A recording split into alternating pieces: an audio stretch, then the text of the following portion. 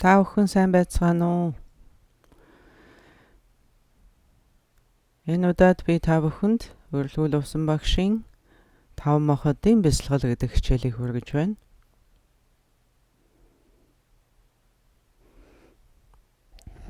За, эдгээр 5 бясалгал бол Наровагийн 6 йогоос гаралтай.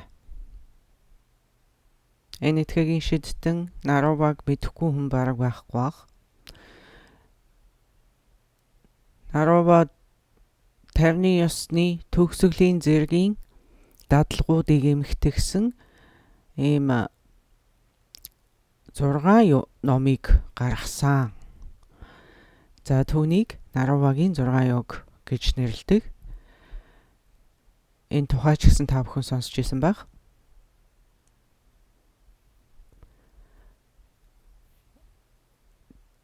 Тэгээ шидтэн Наровагаас цаашаага төвдийн лам Марав гэдэг ламд дамжиж тэндээс бидэнд өнөө хүртэл ингэж дамжиж ирсэн байна.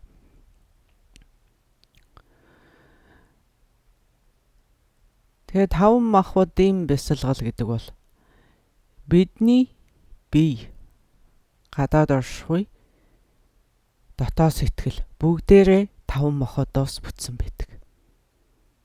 Тэгэхээр эдгээр 5 махбодыг л тэнцвүүлж байж бид эрүүл чирэг аз жаргалтай сайхан амьдарч болох юм а гэсэн одоо ийм л бясалгал. Заримдаа бид 3 махбод гэж ярих нь байгаа. Энэ үед бид гал ус шороо махбодыг хэлж 3 махбод гэдэг нь. За, заримдаа 4 махбод гэж ярих нь ч байгаа. 4 махбод гэж ярихад хий махбод түүн дээр нэмэгдчихэж байгаа. Тэгээ заримдаа 5 махбод гэж ярина. 5 махбод гэж ярихад бид огторгүй махбодыг нэмж байгаа.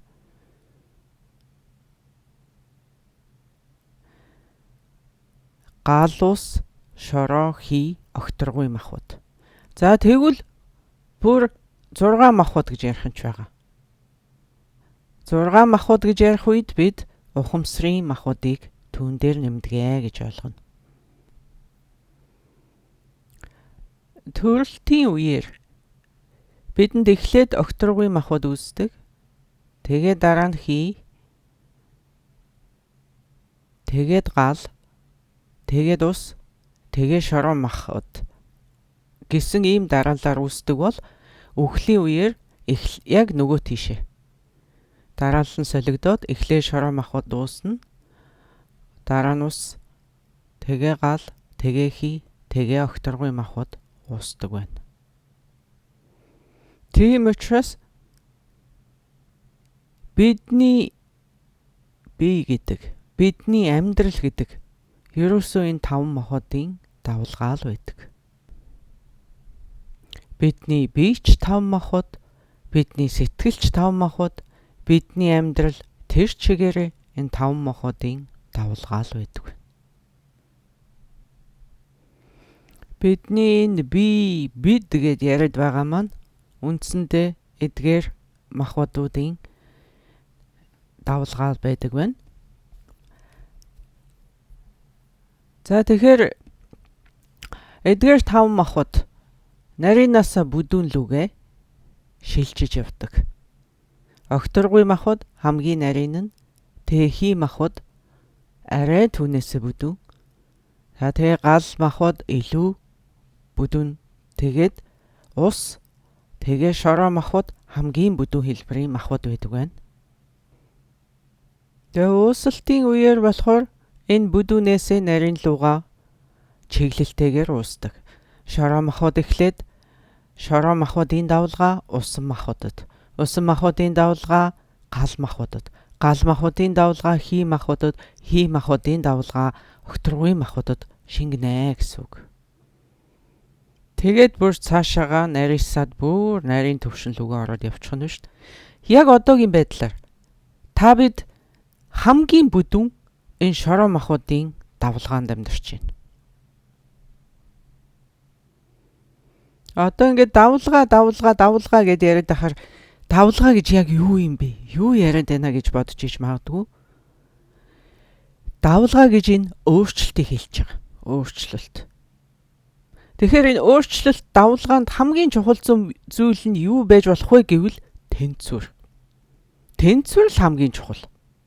Давлгааны хувьд. Хамгийн чухал зүйл нь тэнцвэр байгаа зогсохгүй. Ерөөсө бүх юмны утга учир нь тэнцвэр, баланс байдаг. Хэрвээ бид давлгааны ертөнцөөс хэтийдсэн тохиолдолд бидэнд энэ тэнцвэрийг ярих шаардлага байхгүй. Харин давлгааны ертөнцид амьдарч байгаа бол бидэнд энэ тэнцвэрээс илүү чухал шаардлагатай юм гэж байхгүй. Та бидний амьдарч байгаа энэ ертөнц тэр чигээрээ энэ 5-6 махбод ус бүтсэн. За тэрэн дотор огторгуй махбод гэхээр хаана огторгуй байна? Тэнд бүх юм оршиж байдаг. Огторгуй байж иж юм соршиж идэг. Тэгвэл хий махбод ямар үүрэгтэй юм бэ гэвэл альва зүйлийн тэлэх боломжийг олгож идэг. Гал махбод энд ямар үүрэгтэй вэ гэвэл альва зүйлсийг дамжуулах үүргийг гүйцэтгэдэг. Гал махбод ийм дамжуулагчийн үүргийг гүйцэтгэдэг бол усан махбод бүх зүйлсийг нэгтгэх үүргийг гүйцэтгэдэг. Тэгвэл альва зүйлсийн суурьтай, баттай, тогтвортой байдлыг шороо махбод гүйцэтгэж идэг байна. Биднийг одоо бүтээж байгаа энэ 5 махбодын чинь тусынх нь үүрэг нь тэр байх нь шүү дээ. Ерөнхийд нь харахад бол маш энгийн. Эдгээр 5 махбодын тэнцвэрл бидний амьдралыг сайхан байлгана, бидний биеийг эрүүл сарвал байлгана, бидний сэтгэлийг чаргалтай байлгана гэсэн үг. Огторгуй орон зай байж иж бүх юм тэнд дургадаг. Огторгуй байж бүх юм оршдгоо гэж ярьсан. Хэрвээ огторгуй махбод гэж бидэнд байдаггүй байсан бол жишээлх юм бол бидний бие махбод ямар ч хэлбэр дүрсгүй байх байсан. Цаашлаад бидний биеэр гүйж байгаа амьсгал, бидний энэ дотоод хийн судлууд бидний бие махбодыг бүтээж байгаа юм шүү дээ. Тэгэхээр тэр бол бидний хий махбод. Тэгээ одоо бидний биеийн энэ дулаан, хүйтэн температур.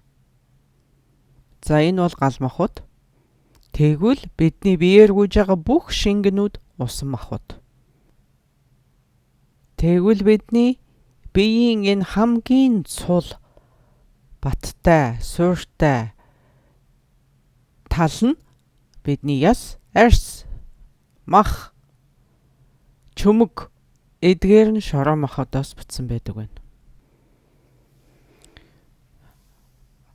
Одоо бидэнд ойлгомжтой болсон байх. Огторгуй махбодын тусламжтайгаар бие махбод гэдэг ийм хэлбэр дүрсээ олж тодорхой хэлбэр дүрсийг эзэмшиж оршдог байна. За тэгээд хийн судлууд нь бидний амьсгалаар бидний бие дотор альва зүйлийн уургах, тэлэх энэ үйл явц, төлжих энэ үйл явцыг хий махбод гүйцэтгэдэг. Тэгвэл бидний биеийн халуун хүйтний тохиргоо хит даарад байхгүй, хөлдчихгээд байхгүй, хит халаагаад, шатаагаад байхгүй энэ зохицлыг гал махбод бүрдүүлж идэг. Тэгээд биеэр урсж байгаа энэ бүх шингэнүүд усан махбод тэдгээр бүх зүйлсийг нэгтгэж идэг. Тийм нэгтгэх үүргийг гүйцэтгэдэг. За тэгвэл шороо махбод харин энэ бүх бидний бие сэтгэл энэ бүхнийг одоо ийм баттай, суурьтай, цул болгох үүргийг нь гүйцэтгэж байдгаа гэж ойлгож болно. Бие махбодын хувьд ийм байдгийн байж. Тэгвэл бидний сэтгэлд дахиад 5 махбод агуулгаж идэг. Бидний сэтгэлийн ийм баттай, суурьтай, тогтвортой тал нь шороо махбод. Сэтгэлийн ийм хурц, тод, тунгалаг байдал нь усан махбод. Сэтгэлийн ийм гэгээлэг, хөнгөн тал нь гал махбод. Сэтгэлийн өөрчлөгдөх, хувирах, тэлэх, агших тэр тал нь хий махбод. Сэтгэлийн амгалан, тайван, инх амгалантай байдал нь огторгүй махбод байдаг байна. Бие сэтгэлээс гадна бидний гадаад оршихуй мөн 5 махбодоос бүрддэг. За ингээд бодоод үзэхээр 5 гэдэг тоо бол одоо буддизмд маш чухал ач холбогдолтой тоонуудын нэг. Буддизмд ийм бусдаас илүү чухал ач холбогдолтой хэд хэдэн тоонууд бий.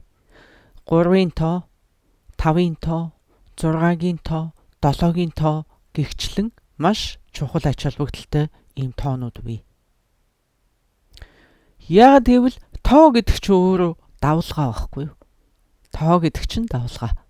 0 гэхээр тэг гэхээр ямар ч давлгаагүй тэр байдлыг хэлдэг. Бидний биеинд одоо 5 зүйл юу байдаг вүлээ гэд бодох юм бол 5 мэдрэхүй, 5 цогцос, 5 махбод, 5 мөч, 5 цул эрхтэн, 5 мэдрэхүйн эрхтэн. Үүнээс өмнө цаалууны хичээл дээр бид 3-ын тоо ямар их үүрэгтэй болохыг бас ярилцаад өнгөрсөн. Тэгвэл энэ өнөөдрийн манай сэдв дээр 5-ын тоо түүнээс ч илүү их ач холбогдолтой болохыг та бүхэн ойлгож байгаа хаа. Үүнээс харж яхад бидний амьдрал гэдэг бол тэр чигээрээ давлгаа. Давлгаа гэдэг бол бидний амьдрал юм аа. Давлгаа ирэхэд бид төрдөг. Давлгаа буцахад бид үхдэг. Давлгаа ирэхэд бид сэрдэг. Давлгаа буцахад бид унтдаг. Та бидний амьдралын дүрм мөчлөг хүүхэд нас, залуунаас, хижээл нас, өтөл нас эдгээр нь мөн л адилхан энэ 5 махбодтой л холбоотой. Яг эдгээр махбодуудаас шалтгаалал бидэнд ийм их өөрчлөлт гараад идэг. Бидний бие өөрчлөгдөөл, бидний сэтгэл өөрчлөгдөөл, бидний гадаад орчин өөрчлөгдөөл энэ бүхэн чинь яг энэ 4 махбодын, энэ 5 махбодын л өөрчлөлтүүд байдаг. Хүүхэд байснаа залуу хүн болно, тэгээд хижээл болно, тэгээд өтөл насанд хүрнэ, 100 байснаа намар болно, тэгээд өвөл болно, тэгээ хавар болно. Энэ бүхэн чинь энэ 5 махбодын л өөрчлөлт, солигдолт, хууралт байдаг байна. Энэ бүхнийг бид жамтай юм жамаараа л явагдаж байна гэж үздэг. Яагаад гэх юм бол энэ орчлон дээр мөнх зүйл гэж нэгч байхгүй шүү дээ. Нэг юм ингээл өөрчлөгдөхгүй янзаараа ингээд байж идэг зүйл гэж нэгч байхгүй. Задлаад ярих юм бол хүүхэд насанд бидний шороо махбод илүү давмгайлсан байдаг. Цаашаа өсөж торноод идэр залуу насанд хүрэх үед бидний усан махбод давмгайлж эхэлдэг байна. За ингээд залуу нас цаашаага гүнзгийш ингэж явсаар байгаад хижээл тал руугаа хэлбэгээд ирэхийн үед бидний бие махбод, гал махбод давмгайлж эхэлдэг. Харин цаашаа хөгшрөөд өтөл насанд хүрэхэд бидэнд хий махбод илүү давмгайлсан болдог байна. 5 махбод дотроо 4 махбод нь илүү голчлон яригдаж, огторгүй махбод яагаад энд ийм одоо тийм тодорхой яригдахгүй байна вэ гэх юм бол огторгүй махбод саармаг махбод юм. Тэгвэл огторгүй оршиж орон зайд бүх юм явагддгаа гэж бид ярьсан. Тэгэхээр огторгүй махбодыг бид зүгээр ингээд саармаг махбодыг орхичоод үлдсэн дөрвөн махбодыг нь голчлон анхаарч ярих нь вэ шүү дээ. Яагаад гэвэл огторгүй гэдэг халуунч биш, хүүтэнч биш, хүндч биш, хөнгөнч биш. Саармаг элемент юм аа. Мөнх усын ертөнцид бид эдгээр бүх өөрчлөлтийг заавал хүн болгон нэг бүрчлэн үзэх ёстой гэсэн үг бас биш юм аа. Зарим хүмүүс зөвхөн хүүхэд насыг үзээд өнгөрчих нь байгаа. Зарим нь арай гэж эдэр насанд хүрээгүй юу? Бас яваад өгөх нь байгаа. Зарим нь нилээн хижээл болж ирж байгаад яваад өгнө. За нилээн буянтай эрүүл чирэг амьдралын зөв хөвшлээр явсан хүмүүс нь өтөл насанд хүрээд тэгээд өнгөрөх нь байгаа. Түүнтэй адилхан дөрвөн улирал солигдоход мөн эдгээр дөрвөн махбодууд солигдож байдаг. За гэхдээ эн чинь бас харьцангуй. Зарим газар зөвхөн 3 улирал байдаг. Өвөл хизээч болдгоо газар байна. Зарим газар зөвхөн 2 улиралтай. За тэгж зарим газарт бүр 12 улирал байна гэж би хүртэл сонссон. Зарим газарт ганцхан улирал, үргэлж халуун байдаг газар байна. Зарим газарт үргэлж хүйтэн байдаг тийм ч газар бий. Эдгээрээс хамгийн нийтлэг, хамгийн түгээмэл оршдог нь дөрвөн улирал. Бидний мэддэг дөрвөн улирал юм аа. Дөрвөн улирлын тухайтад хавар гэдэг бол шороо махбод, зун, усан махбод, намар, гал махбод, өвөл, хий махбод. Энд бүх махбодууд байгаа юу гэвэл байгаа, бүгд байгаа. Зүгээр аль нь илүү зөнхөлдөг вэ гэдгийг л яриад байгаа юм л та. Эдгээр махбодууд дотор хоорондоо зохилддог им нөхөд элементүүд, хоорондоо харшилтдаг дайсан элементүүд гэж бий. Өөрөөр хэлэх юм бол нэг нэгэндээ дэм болж идэг элементүүд байхад нэг нэгэндээ дэм болдоггүй тийм элементүүд бас байдаг. Жишээлх юм бол хавар болоход ингээл мод нахиалал, зүлэг ургаал ингээл ирэхээр гарцаа байхгүй энэ бол шороо махбод давмгаалж эхэлж байгаа. Бид мэдэрч байгаа, бид нүдээр харж байгаа энэ гадаад орчныг ярьж шít. Гэтэл яг энэ үед бидний биед тэгээ зогсохгүй сэтгэлд мөн яг шороо махбод адилхан зөнхлөд эхэлдэг баг. Цаашлаа зүүн болох юм бол усан махбод давмгаалаад эхэлнэ. Тэр үед усан махбодын давмгаалж эхэлж байгааг, зөнхөлж байгааг бид биеэрээ сэтгэлээрээ мөн мэдэрч идэг. Яагаад гэвэл бидний бие сэтгэлийн мөн чанар нь мөн усан махбодтой болоод эхэлдэг баг. Тэгвэл намрын цагт яадаг вүлээ? Намрын цагт жимс ногоо боловсроод бүр яг сайхан иддэг дээрээ ургацын баяр гэдэг шиг тий. Бүх юм сайхан боловсроод ирдэг штэ. Энд чинь гарцаа байхгүй гал махбод зөнхөлж эхэлсний үр дүн. Тэр үед бидний сэтгэлд ч гэсэн, бидний биед ч гэсэн гал махбод зөнхөлж эхэлдэг байна. Ингээд бодоод үзэхээр насан туршдаа бид эдгээр дөрвөн махбодын өөрчлөлтийг үзэж өнгөрөөдөг. Жилийн туршид бид дөрвөн улирал солигдохыг харж өнгөрөөдөг. Тэгвэл өдөр гээд аваад үзье л да. Өдөр гээд аваад үзэхэд өдөрт мөн энэ дөрвөн махбод ээлжилж, солигдож, зөнхөлж эхэлдэг. Бид л сайн анзаардаггүй болохоос биш өдөрт ч гэсэн энэ дөрвөн махбод солигдож идэг. Жишээлх юм бол өглөө нар мандахаас үд хүртэл гал махбод зөнхөлдөг. Үдээс хойш нар жаргах хүртэл хий махбод зөнхөлдөг. За тэрнээс хоошоо Нар жаргаснаас хойш шороо махбод зөнхлөөд эхэлнэ. Тэгтээ одоо орчин цагийн хүмүүсийн идэж байгаа, ууж байгаа, хэрэглэж байгаа амьдралын хэм маягаас шалтгаалаад бидний энэ унтдаг цаг, бидний сэрдэг цаг зэрэг өөрчлөгдөж байгаа юм л да. Тэр ямар нэгэн юм бас нааша цаашаа цагийн зөрүү бол байгаа гэсэн үг. Таны амьдралын хэм маягаас шалтгаалаад энэ өөрчлөгдөх бололцоотой гэсэн үг байна шүү дээ. Хэр их хоол идсэн, хэр хүнд хоол идсэн, хэр их кофе уусан ч гэдэг юм уу. Хэр их унтсан, нойртой хонсноо, нойргүй хонсноо зэрэгээс чинь шалтгаалаад эдгээр махбодуудад өөрчлөлт гарах нь байгаа.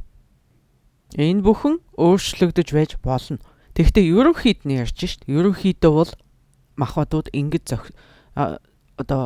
давмгайлсан байдгиймаа гэж. Түүн дотроо гал махбод, хий махбод хоёр бол хоорондоо маш сайн зохицолддог. Бие биенээ тусалдаг, дэмждэг, хоорондоо зохицолддог ийм нөхөд махбодууд байна шүү дээ. Хичнээн зохилддог нөхөд элемент байла гэд бас үргэлж хамтдаа энэ хоёр хит их хамтдаа байгаад ах юм бол бас асуудал үүснэ. Нар жаргаснаас хойш шүн дунд хүртэл шороо махбод илүүтэй зөнхөлдөг. Тэгтээ шүн дунд гэдэг чинь бас харьцангуй ойлголт болчиход байна шүү дээ.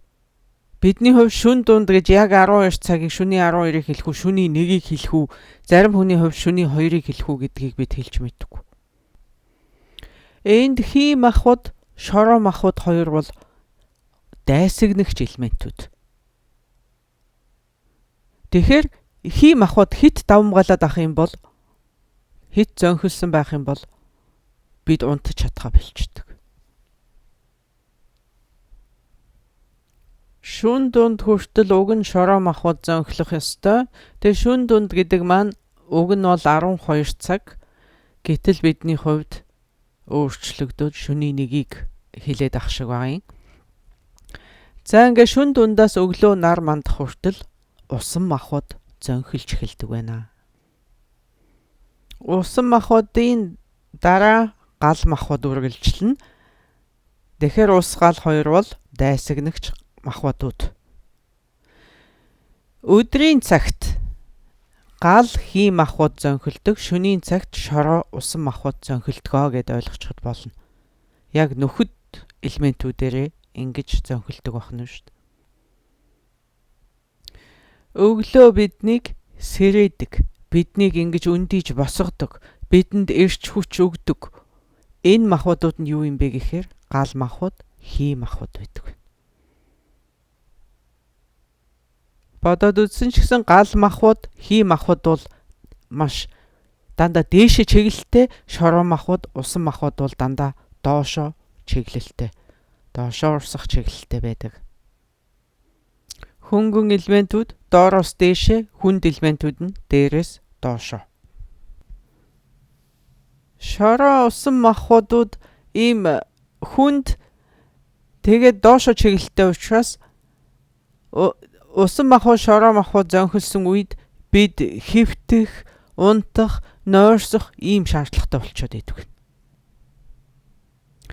Нар сараар энийг авч үзье гэх юм бол нар гэдэг гал, хий махбод, сар гэдэг шороо усан махбодтой илүү холбоотой. Өдрийн цагт бид яагаад ийм сэргэг, сэрүүн, эрчтэй, хүчтэй байдаг вэ гэхээр гал махбод давмгайлж байгаа учраас тийм байдаг байна. Гал хий махбод давмгайлж байгаа учраас бидэнд ийм их эрч хүч хөнгөн шингэн байдаг байна шүү. Тэгээд шороо усан махбод давмгаалаад ирэхээр бидний шүн нойрсох тэр үе ирдэг байна. Байгалийнхаа зохилдлогоогоор нар сарны зохилдлогоо, 5 махбодын зохилдлогоо, байгалийн энэ зохилдлогоогоор байгалийнхаа зохилдлогоор махбодууд нь өөрсдийнхөө үүргийг гүйцэтгээд бид ч гэсэн тэдний захиргаанд ингээд босоод, унтаад, нойрсоод ингээд зохилдож явдаг байна. Эдгээр 5 махбодын онол бол Наровагийн 6 номны ерөөсөө суурина. суурин л энэ юм. Тэгэхээр эндээс ямар ойлголт гарч ирэх гээд байна гэхээр аль нэг махбод хит давмгайлах юм бол байдал одоо буруу тишээгээр гинэ гэсэн үг.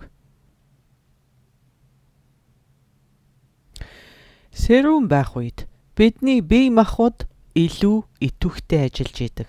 Тэгвэл нойрсож байх үед, жишээлбэл зүүдэлж байх үед бидний сэтгэл илүү идэвхтэй ажиллаж идэг. Бидний бие махбод тэр үед унтчихсан байгаа шүү дээ. Гэвч бидний сэтгэл хамгийн идэвхтэй ажиллаж байдаг. Нэг үгээр хэлбэл сэрүүн үед бие давмгаална, нойрсож байгаа үед сэтгэл давмгаална. Тэгвэл гүн нойрны үед яах вэ? Гүн нойрны үед бидний бие сэтгэл хоёулаа ийм идэвхгүй байдалд ороод бид ийм бясалган төвлөрөхийн уусалтын байдалд ордог.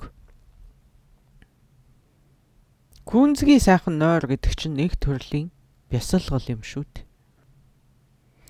Эндээс харахад бидэнд ийм 3 төлөв байгаа юм. Сэрүүн үе, нойрны үе, бясалгалын үе гэсэн ийм 3 төлөв гарч ирж байна. Хэрвээ бидний бие махбодод гал махбод хэтэрхий давмгайлаад ирэх юм бол бид халуурах, хөлрөх гихчлэнгийн шинж тэмдгүүдийг үздэг. Ер нь гал махбод давмгайлсан үеийн шинж тэмдгүүдийг яаж илүү сайн ойлгох вэ гэвэл цэвэршилт нь явагдаж байгаа эмэгтэй энийг илүү сайн ойлгоно.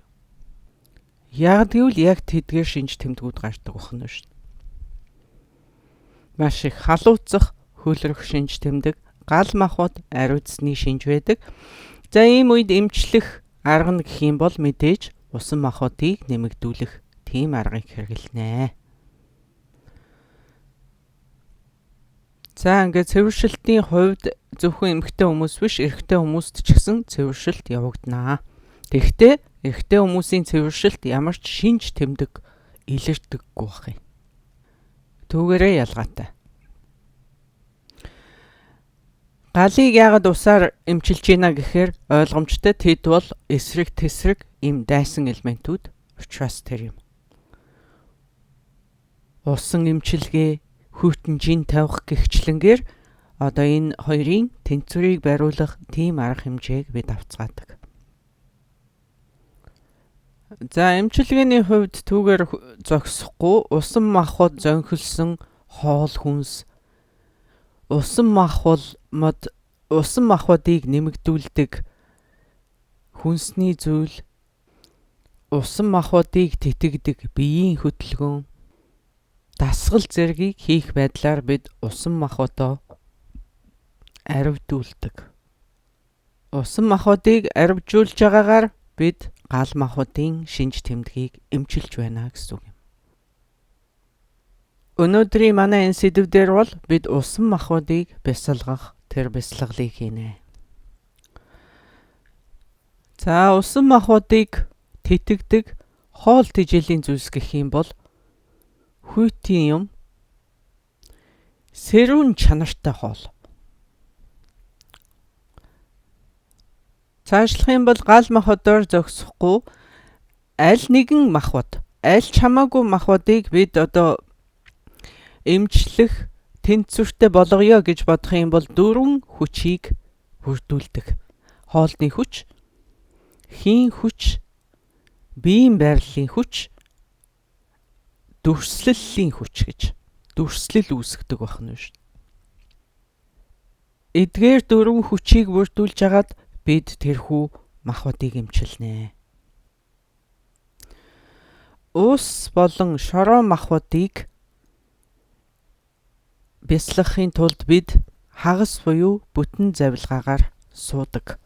За бидний бясалгалын суудал хагас юм уу бүтэн очир завиллаар суух нь энэ шороо юм уу усан махбодыг бясалгахад дэмтэй байдаг байна. Тэгвэл гал хий махбодыг бясалгахад бид ингээд өвдгөө нуглаад 2 өвдгөө тэрвэрсэн байдалтай бүр ингэж шахаж тэрвэрэхгүй зүгээр сулхан энэ өвдгөө гараараа ингээд тэрвэрсэн байдалтай ийм байдлаар бясалгах юм бол гал хий махбодоо дэмжих тэр бясалгал их ашигтай байдаг байна. Эсвэл босоо байрлал босоод явах. Эсвэргээр гал шороо усан махбодыг бяцлахад бид хэвтэх, суух, хэвтэх тийм байрлал илүү ашигтай байдаг байна. За энэ хийн хүч гэдэг дээр нь юу яригдах вэ гэвэл бидний авах амьсгал, авч гаргах амьсгал. Жишээлх юм бол гал махбод ихтэй байгаа үед бид усан махбодыг бяцлахна. Усан махбодыг бяцлахад бидний амьсгал ямар байх вэ гэвэл дуутай амьсгал авч дуутай амьсгал гаргана гэж байгаа. Энэ бол хийн хүч нь байна шүү дээ. Нөгөө талаас усан махбод аривдсан үед ямар хуу шинж тэмдгүүд илэрх вэ гэвэл бидний бие хүйт ойргон, даарна, гар хөлний үзүүрээс эхлээд хүйтэн болно. Ялангуяа нуруу бөөрөөр хүйт ойргох, тэгээд гидс дүүрэх зэрэг шинж тэмдгүүд илэрх юм бол усан махбод аривдсны шинж байна. Хамаг бие хүйт ойргож даарна гэдэг маань бидний нарийн бүдүүн гидсний үйл ажиллагаа, бидний хоол боловсруулах үйл ажиллагаанд тун чиг таагүй тийм нөлөө үзүүлнэ гэсэн үг. Түүний эмчилгээнд мөн дөрвөн хүчийг үүсгэнэ. Дөрвөн хүчийг бүрдүүлж бяцлагна гэсэн үг. Хоолны хүч, хийн хүч, биеийн байрлалын хүч, дүрслэлийн хүч гэсэн дөрвөн хүчийг бид үүсгэнэ. За тэгээд мөн адилхан. Одоо бид усан махбодыг багасгаж гал махбодыг аривдуулах эмчилгээг хийнэ. Тэгэхээр энэ гал ус хоёрыг л тэнцвүүлэх нь шүү дээ. Хамгийн чухал үүрэгтэй махбодууд бол энэ гал ус хоёр юм. Энэ хоёрын тэнцвэр ерөөсөө маш олон зүйлийг одоо тэгшитгэн.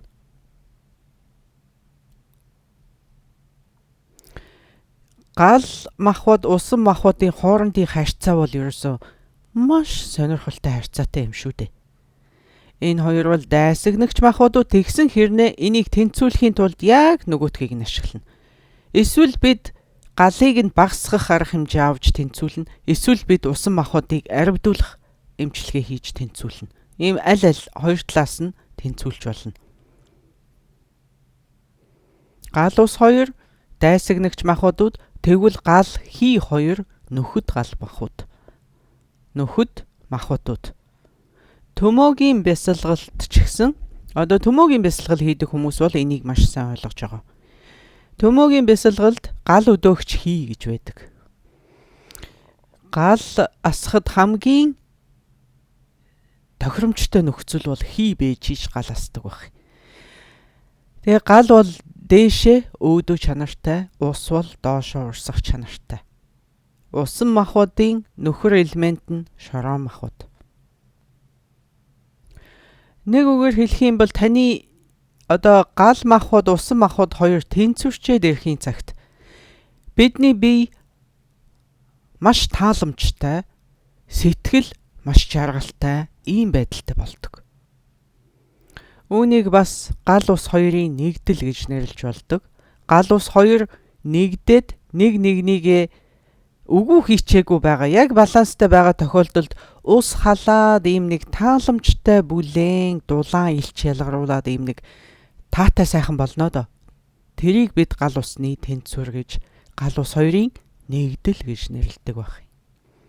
Гал ус хоёрын нэгдэл нь төмөөгийн дадлагын хувьд авч үзэх юм бол төмөөгийн бодлогын төлөвтэй дүүцдэг байна. За бид эхийн хөвлөд анх олдоход эхийн улаан дусал, эцгийн цагаан дусал хоёр нэгдэж ингэж бид бүтдэг. Тэгэхээр улаан дусал гэдэг нь бидний галын энергийн хамгийн огшим нь. Цагаан дусал гэдэг маань бидний усан махбодын хамгийн огшим нь. Энэ хоёрын нэгдэл тэгээд ингээд бүтдэг байх нь шүү дээ. Тэгээд биднийг анхныхаа амьсгалыг авах үед гал усан махбодууд салдаг. За ингээд салаад тэгээд ингээд биеэр тэр чигтээ ингээд тархдаг гэсэн үг. Тархдаг. Тэгээд усны төв нь энэ зулаан хүртэнд, галын төв нь тэр хүйн хүртэнд хүрдэг, очдог, байрладаг гэсэн үг. За тэгээд бидний биеийн хаасаагүй байгальдаа тэгтээ төв нь тэнд байна шүү дээ. Энэ гал махбод, усан махбодын тэр цагаан улаан дуслаа ингээд сална гэсэн шүү дээ. Энэ бүрэн салахгүй. Нэг хэсэг нь салаа явчих واخгүй. Нэг хэсэг нь. Энэ хоёр бол салшгүй ингээд байж байна. Усан махбодын нэг хэсэг нь тасраад бидний зулаан оройлоо хөдөлдөг гал махбодын нэг хэсэг нь ингээд тасраад биеэр тарахын хажуугаар яг төв нь тэр хүйн хүртэнд очиж тогтдог байна. Усан махбод хэтэрхий ихтэй дээрх юм бол бид ханиад хүрч байгаа мэт ийм шинж тэмдгүүд илэрдэг. За гал махбод хит арвдаад ирэхээр бид халуурдгаа гэж ойлгоно. Голлох элементүүд гал ус махбодын тэнцвэр ерөөсө бидний биеийн маш чухал үүргийг гүйцэтгэж идэг. Энэ хоёрын тэнцвэр баг бүгдийг шийдэх гэдэг байгаа байхгүй. Тэгэхээр төмөөгийн дадлагыг ч гэсэн тийм учраас төмөөгийн дадлага гэдэг бол бүх өвчнөд зориулсан ганц юм а гэж хэлдэг байхгүй. Өвчин болгонд тохирдог ганц юм байх нь шүү дээ. Энэ орчлон дээр бүх ямыг эмчилдэг тийм эм гэж байдаг бол тэр нь төмөөгийн дадлага юм а. Төмөөгийн гал. Зандаалын гал гэж нэрлэдэг. Дотоод элч гэж нэрлэдэг. Галыг хэтэрхий ихтүүлчих юм бол усыг ширгээчин, усыг хэтэрхий ихтүүлчих юм бол галыг унтраачихна. Тийм болохоор энэ хоёрын тэнцвэр ерөөсөө бүх ямыг шийдэх гэдэг шүү дээ. Энэ хоёрын тэнцвэр бидний биеийн эрүүл сарвал байх, тэр байтугай сэтгэлийн аз жаргалтай жаргалгүй байхыг шийднэ. Энэ галыг л бид хит дүрлцүүлчихгүй, бүр унтраачихгүй яг ийм нэг төгс төгөлдөр сайхан байдалд барьж явах юм бол бидний бие эрүүл тэгээд сэтгэл тунгалаг, ухаан санаа сарвал жаргалтай байх нь шүү. Тэгээ гал ба усан махбод гэдэг бол нөхөд гал махбодууд биш, дайсагнагч махбодууд. Тэгээ тийм учраас бид энэ хоёрын тэнцвэрийг барих нь ийм чухал байгаа. Тэгээ төмөөгийн дадлагаар тэгэхээр яадаг юм бэ гэх юм бол энэ гал ус хоёрыг чинь нийлүүлээд нэгтгээд нөхөд болгох. Тийм дадлага гэж байдаг бол тэр нь төмөөгийн дадлага юм. Бидний биеийн 4 хүрдийг бид ярихын цагт одоо махбодууд чинь өөрчлөгдөнө. Хүйн хүрдийг бид шороо махбодтой, зүрхэн хүрдийг усан махбодтой, хоолой хүрд бол гал махбодтой, зулаан хүрд бол хий махбодтой гэж үздэг. Энэ чинь ерөнхийдөө махбодууд бол ийм тэгээд дотроо бас дахиад хүрднүүдэд дахиад энэ махбодууд бүгдээр байгаа. Бас бүгдээр байгаа. Тэгвэл аль нэг нь бас цонхилж байгаа гэсэн үг. Яагаад энэ хүрднүүдийн махбодыг мэдэх ийм шаардлагатай байна гэвэл бидний бясалгал одоо нөгөө махбодуудыг бясалгахад чинь яг тухайн хүрдэн дээр нь. За тэгээд бид энэ очийн амьсгал гэдэг амьсгалыг хэрэглэж, очийн амьсгал гэдэг бол амьсгал аваад саатаад гаргах гэсэн ийм шатлалтай амьсгалыг бид очийн амьсгал гэдэг. Тэгэхээр энэ очийн амьсгалын тусламжтайгаар яг тухайн хүрдэн дээр тэгээд бид дүрслэл үүсгэх хамтруулаад ингэж бясалгаж бид тухайн махбодыг одоо удирдна гэсэн үг. Ихсэх, багасгах, бясалгах тийм болцоо туулна. Жишээлх юм бол одоо бид гал махбодыг бясалгая гэж үзье. Тийм тохиолдолд дүрслэлийг бид яаж үүсгэх вэ гэвэл бид өөрсдийгөө улаан өнгөтэй гэрлэн им дотроо хоосон гэрлэр бүтсэн бие болсон байна гэж дүрслэнэ. Улаан гэрлэн бие. За тэгээд миний биеийн голоор мөн улаан өнгөтэй им гол судал үргэлжилсэн байна. Зулаан хүртнээс эхлээд нууцын хүртэл үргэлжилсэн им улаан гол судал байна. За гал махбодыг бясалгаж байгаа бол улаан, усан махбодыг бясалгаж байгаа бол цагаан гэгчлэн өнгө нь өөрчлөгдөн. Гол судлаа бол ерөөсөө 5 өнгийн ийм гоё солонгорсон өнгөтэй гол судал байна гэж бясалгаж болно. Тэгэд гол судал хаанаас эхлэх вэ гэвэл бидний хамрын 2 самсаанаас эхэлнэ. Хамрын 2 самсаанаас эхлээд дээшээгээ зулай руу эхлээд явна. Тэгээ зулайд хүрээд дугуурч зулайд хүрээд игц доошоогоо уруудаад нууцын хүрд хүртэл яг ийм чигээрээ шулуухан ямар ч тахиралтаагүй, моригаагүй ийм шулуухан судал байна гэж. Гол судлын өргөн нь ийм 1 хурууны хэмжээтэй. Тэгэхээр энэ хамрын 2 самсаа чинь баруун зүүн судал гээд баруун 2 самсаагаар агаар орно ш. Тэгэхээр баруун зүүн судлаар ингэж ороод зулайд хүрээд гол судланд нийлчихэж байгаа. Тэгээ нэг гол судал болж ингэж доошоо үргэлжлээд нууцын хүрт хүрсэн байна. Гол судал маань 1 хуруу хэртэй ийм өргөнтэй. Тэгээд гуурс шиг гэдэг чинь дотроо хүндий хоосон гэсэн үг бас. За ингээд аль махбодыг бясалгах гэж байгаагаас шалтгаалаад өөр хүрдэн дээр бид төвлөрнө. Жишээлх юм бол бид усан махбод бясалгах гэж байгаа бол зүрхэн хүрдэндээ төвлөрнө. Тэгэхээр зүрхэн хүрд 8 ийм салаалсан судалтай байна гэж. Энэ 8 салаа судал чинь цаашаагаа салаалсаар байгаад бидний биеийг бүрхсэн нэлэнхүйд нь 72,000 судал болж салаалсан байна гэж дүрслэнэ. 8 судал чинь 16, 32, 64, 128 гихчлэн нэмэгцээр байгаад 72,000 хүртлээ гэж төсөөлөх нь шүү дээ. Тэгээ зүрхэн хүрднийхээ голд ийм тарины үсэг байна. Усан махбод бясалгаж байгаа хүний хувьд бам үсэг, тарины бам үсэг байна. Цагаан бам үсэг байна гэж дүрслэнэ. Бам үсэг бол усан махбодын хөрөнгө үсэг.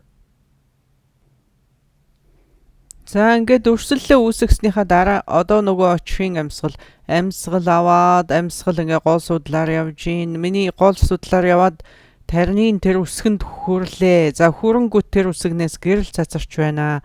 Гэрэл цацраад нөгөө салаалсан судлуудаар чинь бүгднгээр нь бие махбодоор нэлэнхүйд нь тархаж байна. За ингээд би усны шимийг одоо өөртөө хурааж авч байна гэж ингэж бясалгадаг байх юм. Махбод тус болгон дээр ингээд өөр өөрсдийнх нь хүрдэн дээр өөр өөрсдийнх нь үсгүүдийг дүрслээд за тэгээд тухайн махбодын энергийг ингэж хүртдэг байна. За ийм дүрслэл үүсгэх бясалгалыг 7 удаа, за багаар бодоход 3 удаа, 7 удаа, 21 удаа, 108 удаа хэдэн ч удаа хамаагүй ингэж давтан хийж бид тухайн махбодыг өөртөө аривдуулах, тэгснээрээ эсрэг махбодыг нь багасгах, тэнцвэржүүлэх ийм бясалгалыг хийдэг байна. Эдгээр бясалгалыг бид дараагийн хичээлээр хийж үзнэ. Яг ийм дүрслэлийг одоо гал махбод дээр дүрслэе гэх юм бол өөрийгөө улаан өнгөтэй гэрлэн бий болгоод за миний биеийн голоор ийм гоё 5 өнгийн солонгорсон гол судал, гуурс мэт хоосон судал биеийн голоор үзэгдэж байна. Энэ төв судлын голд дунд нь энэ удаад хоолойн хүрдэнд, яагаад гэвэл бид гал махбодыг бясалгах гэж байгаа учраас хоолойн хүрдэнд улаан өнгөтэй рам үсэг байна гэж дүрслэнэ. За хоолойн хүрднээс салаалсан 16 судал салаалсан байна. Тэр нь цаашаа олширсоор байгаад бидний биеийг нэлэнхүйд нь хамарсан 72,000 судал болон хуурсан байна. Салаалсан байна. За ингээд дараа нь бид очрын амьсгал авахд амьсгал ингэж гол судлаар яваад тарины рам үсгэнд хүрэхэд рам үсгнээс улаан гэрэл цацраад бидний биеийн бүх судлуудаар тархаж байна, цацарч байна. За үүгээр би гал махбодын хамгийн огшимийг өөртөө хурааж байна гэж дүрсэлдэг байх юм. Ийм бяцлаглыг 3 юм уу, 7 юм уу, 21 юм уу түүнээс ч олон удаа давтан хийж бид махбодуудаа тэнцвүүлдэг. Ингэсний үр дүнд бидний гал усан махбодууд тэнцвэртэй болж ирдэг байна. Ингэж бяцлагснаар энэ гал усан махбодууд тэнцэнэ гэхээр зүгээр нэг тэнцэл болоо юм байна гэж ойлгож болохгүй. Таны биед байж байгаа зангирал, чангарал, энэ тентхийн өвчин, эмгэг, тааламжгүй зохицол алдагдсан болгон энэгээр чинь засагдж явах юм аа. Тэгээ зогсохгүй таны сэтгэл илүү аз жаргалтай, илүү халуун дулаан. Яг одоогийн байдлаар хөлдчихсөн мөс шиг болцсон байгаа шүү дээ бидний туслууд.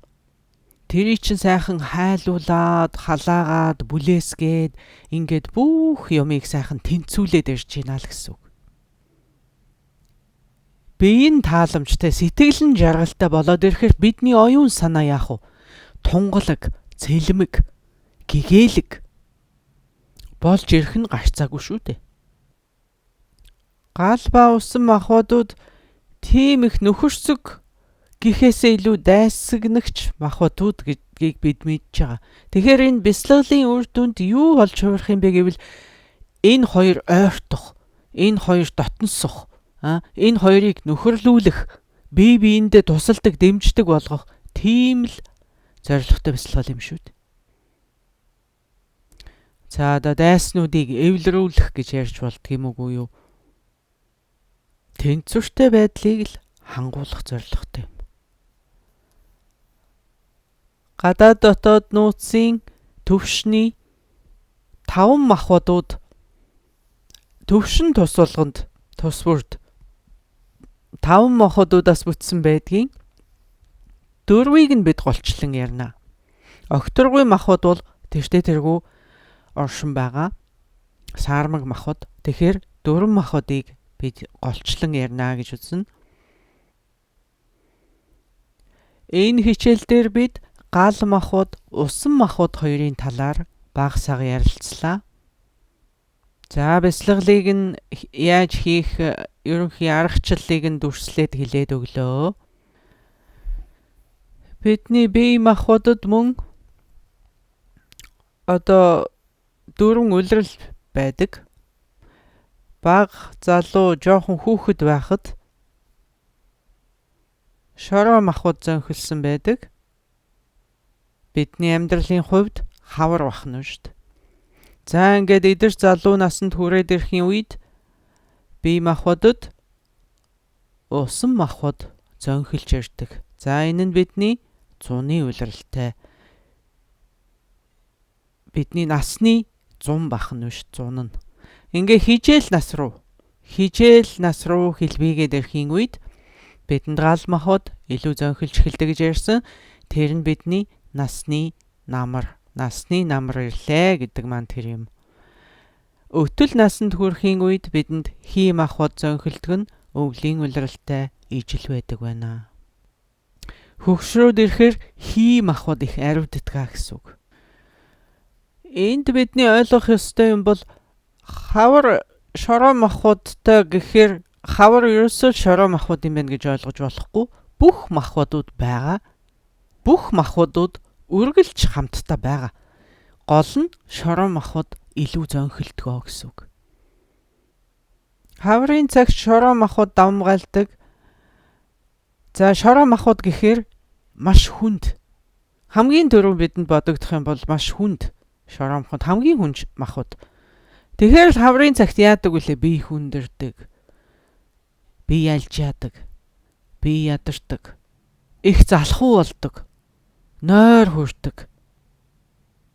Тэгээ зогсохгүй оюун санаа хүртэл юм бодохоос залхсан байдалтай, юм бодохоос дургу хүрсэн ийм бүүдгэр байдалтай болдог. Тэгээ сэтгэл бүүдгэр булангартай хөнгөн хэлбэрийн залхуурал гэж хэлж болмоор тийм байдалтай болдог шүү дээ. Яг тийм учраас л хаврын цагт бидэнд илүү хөдөлгөөн чухал байдаг бах юм. Хөдөлгөөн. Хөдөлгөөн гэдэг маань хий. Хий махбод гэд бодоод үзэхээр маш хөнгөн. Хий бол маш хөнгөн. Та өгтөргүйд ингээ хаа нэгтээ хөвөөд явж байгаа юм шиг, нисээд явж байгаа юм шиг, дүүлээд байгаа юм шиг нэг газараа тогтож сууж чадахгүй. Амгалангүй. Тэ тайван байдалгүй. Тогтвортой бус хөдөлгөөнтэй. Нэг газараа тогтож сууж чадахгүй. Хий махбод дамгаалсан хүний хувьд нэг газараа тогтож сууж чадахгүй, ийшээ ч явмаар, тийшээ ч явмаар биднээс нэг хүлдэн хий орчиж гэж ярьдаг да. Нэг салхин сэнс шиг энтер гэж ярьдаг штэ. Тэр чин одоо хий махбод дамгаалсны шинж юм аа. Энэ бол яг шороо махбодын эсрэг үйлдэлүүд байгааз. Эсрэг шинжүүд илэрдэг гэсэн үг. За би нозоорол залхуурал хөдөлгөөс дургуурэл эхэлж ийн гэдэг чинь ядраал байна гэдэг чинь бидэнд одоо шороо махбод зөнхлөөд эхэллээ гэсэн үг байна шүү дээ. Тэгэхээр бидэнд юу хэрэгтэй вэ? Хөдөлгөөн хэрэгтэй. За хий махбодыг яаж бид нэмэгдүүлэх вэ, аривдуулах вэ гэвэл хий махбодыг бясалгах. Энэ дөрвөн хүчийг бүрдүүлж хий махбодыг бясалгах хэрэгтэй. Шороо хий махбодууд бол нөхөд элементүүдээс биш эсрэг тесрэг ийм дайсан элементүүд. Тэгэхээр нэгийг тэнцвүүлэхийн тулд бид нөгөөхийг нь ашигланаа л гэсэн. Ийм учраас л бидний амьдралд ерөөсөө амьдралын туршид дөрвөн мөчлөг ээлжилдэг, жилийн туршид дөрвөн улирал ээлжилдэг. Өдрийн туршид мөн дөрвөн мөчлөг ээлжилж байдаг байна. Энийг бид юу гэж нэрлэдэг вэ гэвэл үеийн цаг, биологийн цаг гэж нэрлэдэг. Үйлээр бидэнд заяасан цаг хугацаа бол энэ юм. Бага жоохон байхад бидэнд хамгийн хүнд элемент шороо махбод илүү зөнхөлж идэг. Хөгшрөөд ирэхийн цагт эн чинь ингээд хөнгөн лүгэ чиглэлтэйгээр өөрчлөгдөж байдаг шүү дээ. Өтөл насанд хамгийн хөнгөн элемент хий махбод зөнхөлж ирдэг байна. Тэгээд бид насан нөхцгийн үед яг нас барахад хамгийн түрүүн шороо махбод усан махбодод уусдаг. Цаашлаад ус нь галд, гал нь хийд, хийн окторгүй махбодод, окторгүй махбод бүр цаашлаа нарийсаад ухамсрын махбодод уусдаг. Залуу насанд их сонин штэ. Залуу насанд хүртэл бидний биед ингээд усан махбод аривдаад явдаг бах юм. Дараа нь 25-аас 45 наснд хүртэл бидний бие махбодын усан махбод, гал махбод хоёр харьцангуй тэнцвэртэй байдаг байна. Энэ хооронд ерөөсөө нэг их өөрчлөлт гарахгүй ингээд тэнцвэртэйгээр яваад идэг бахна шүү дээ. Тэгвэл 45-аас цаашаа одоо нөгөө гал махбод нь ихсээд одоо нөгөө халууцдаг хөлөрдөг зэрэг чинь гараад ирэх нь шүү дээ. Тэгээ бүр хөгшрөөд ирэхээр хий махбод нь давмгайлаа явдаг. Яг 25-аас 45 насны хооронд бидний гал усан махбодууд үнэнхүү тэнцвэртэйгээр нэг хэсэгтээ оршдог учраас бидэнд өөрчлөлт, хөгшрөлт тийм бага явагддаг. Ер нь бол баг хэвээрээ л байгаад ах шиг санагддаг. Ингээд 45-аас цаашаа усан махбод нь багасаад гал махбод нь ихсээд тэнцвэр нь алдагдаад ирэхээр одоо бидний нүүрэнд үрчлээ гарна. Одоо ингээл арьсан нүнжин тэгн ингэн гэдэг энэ бүх хөгшрөлтийн үйл явц одоо эрчимжиж эхэлдэг баг. 65-аас дээш хий махбод зөнхөлж ирнэ. 45 насны ойролцоол бидний биед одоо нэлээд том өөрчлөлт гарнаа гэж ойлгоход болно. 25 хүртлээр усан махбод нэмэгдэж жагаад 25-аас 45 хүртэл тэнцвэртэй болоод ирэх нь шүү. Тогтвортой, гал ус хоёр тогтвортой. Тэгээд Тийм үед яадаг вэ гэхээр ерөөсөө хамаг за ингээд одоо 45 хүрэхийн үед л одоо ёстой бидний биеинд хамгийн сайхан үе, хамгийн их энергитэйстэй, хамгийн цогцолсон, ёстой төгс боловсрсон хамгийн оргил үедээ тэгж хүрдэг. Тэгээд тэрнээс цаашаага уруудаад эхлэх нь шүү. За тэгэл цаашаа одоо ингээд усан махбод нь багсаал гал нь ихсэл гал нь зөнхөлж байж байгаа л гал нь ч гэсэн ингэж багасаар нэг өдөр гал нь унтарч. Тэгээд бид үхдэг. Тэр бол үхэл гэсэн үг. Тэгээ гал ус энэ хоёр махбод бидний биеийн хамгийн чухал үүргийг гүйцэтгэдэг хоёр махбод байна. Хамгийн чухал хэрэгтэй дээ биш, хамгийн чухал үүрэгтэй хоёр махбодууд байна шүү. Та бүхний дунд энэ цаалууны хичээлийг сонссон хүн байгаа бол цаалууны хичээл дээр бид энэ талаар мөн ярьж исэн. Энэ ертөнцийг ерөөсө халуун агаар, хүйтэн агаар хоёр энэ ертөнцийн бүх зохицолтолгоог бараг зохицуулж байдгиймаа гэж бид ярьсан. Тэгэхээр л энэ гал ус гэдэг хоёр махбодууд чинь бидний бие махбодод явж байгаа бүх процессыг ерөөсө зохицуулж идэг гол хөшүүрэг нь бахнэ. Гол элементүүд нь бахна шүү. Төмөөгийн дасгал гэдэг чинь ерөөсөө яг энэ үнд зориулсан тийм дадлага юм. Яаж энэ бүх махбодууд ингээд өөрчлөгдөд харьцаа нь ингээд хуураад ингээд байна гэхээр бидний амьсгалаас болоод. Бидний авч гарч байгаа амьсгалаас болдог. Амьсгалаас энэ бүхэн чинь шалтгаалаад байна гэвэл яах вэ? 25 наснд хүртэл бидний бид амьсгал авах нь их байдаг байна. 25-аас 45 хүртэл яаж энэ гал усан махбодууд ийм тэнцвэртэй байж чадаад байна гэвэл бидний авж байгаа амьсгал, бидний гаргаж байгаа амьсгалын хэмжээ нь тэнцүү байдаг учраас. Явж эн чинь ерөөсөө бидний энэ авж байгаа амьсгалаас шалтгаалж шít. Тэгэхээр 45-аас хоошоо бидний амьсгал авах нь богиносол гаргах нь уртсаад эхэлдэг вэ шүү дээ.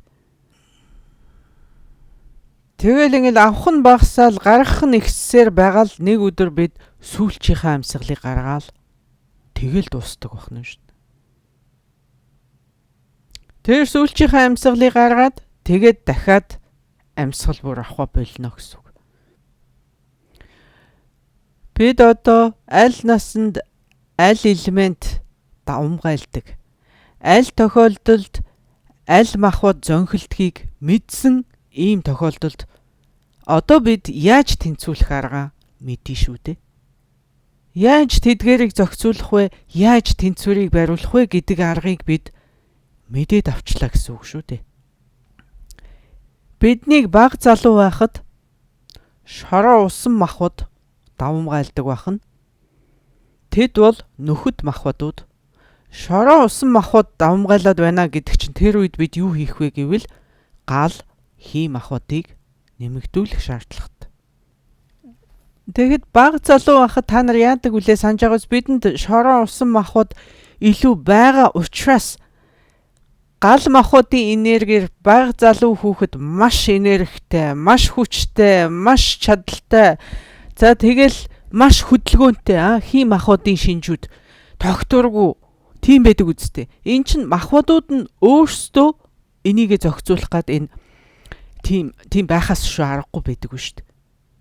Энэ махбодуудын тэнцвэр өөрсдөө ингэж зохицож байгаа нь тэр юм.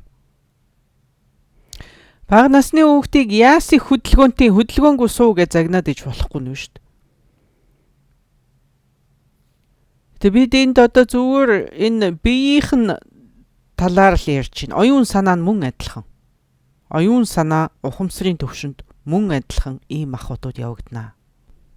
Хүн хөгшрөөд өтлөөд ирэхээр илүү нас намтай болоод хөдөлгөөн нь багасаад удаашаад нэмэгдээд илүү суурьтай, тогтвортой, намтай болоод байна л гэдэг чинь гал хий махбодууд нь давамгайлаад байгаа учраас бидэнд тийм тогтвортой, суурьтай, баттай, намтай болох шаардлага цаанаасаа гарч ирдэг байна шүү дээ. Ингээд насаа дагаад ярьж хэлэх нь ч хүртэл удаашраад жинтэй болоод тогтвортой болоод жидхэн ч гэсэн нэг учиртай ийм төлөв байдалд ордог байна шүү дээ. Ийм хөдөлгөөнтэй савчсан хүүхдэрхэг байдал нь багасаад ирнэ гэсэн үг. Нас нь ингээд хөгшөрч явчаад тэгээд ингээд тавтаргүй байгаад байгаа хүмүүс их содон харагддаг штэ бидэнд. Тэгэхээр залуу хүмүүсийн хувьд хөдөлгөөнтэй, энергитэй, ийм итвэхтэй байх нь аргагүй юм. Хижээл насны хүмүүсийн хувьд аль болох чимээ шуунгангүй амар амгалан тайван тогтвортой байхыг эрхмэлэх нь гарцаагүй юм аа. Нэг гэрт дотор дан хөгшин хүмүүс байх юм бол эсвэл нэг гэрт дотор дан залуу хүмүүс байх юм бол бас тэр чин асуудал болоод ирэх нь шүү дээ. Асуудал гарч ирнэ. Хөгшин залуу хүмүүс ийм нийлмэл байдалтайгаар амьдрах нь илүү эрүүл, илүү зөв амьдралын хэв маяг байх нэ. За энэ хүрээд бид өнөөдрийнхөө хичээлийг түр гадаалъя. Дараагийн хичээл дээр та бүхэнтэйгээ эргэн золгоцгоё. Баярлалаа.